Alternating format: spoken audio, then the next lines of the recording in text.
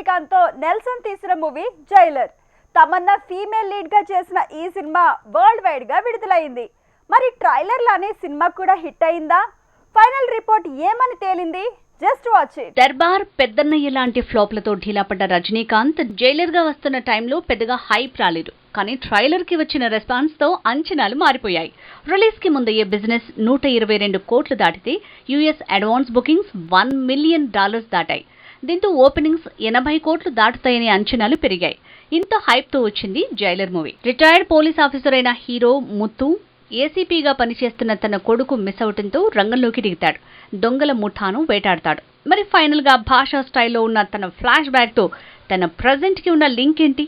Final గా hero ఆ ముఠా ఆటల్ని ఎలా కట్టించాడు అనేదే కథ.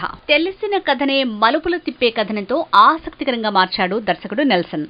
ఇదో రివెంజ్ యాక్షన్ డ్రామానే అయినా రజనీ స్టైల్ కి సూట్ అయ్యే మేకింగ్, అలాంటి సీన్లు, ఎలివేషన్లు మొత్తంగా జైలర్ ని నెక్స్ట్ లెవెల్ కి తీసుకువెళ్తే రజనీ తన స్వాగ్ తో దుమ్ము దులిపాడు. ఇక జైలర్ లో Shivakumar, Jackie Shroff, Mohan Lal special appearance అదిరిపోతే Tamannaah glamour, songs, Anirudh background sound resound చేసింది.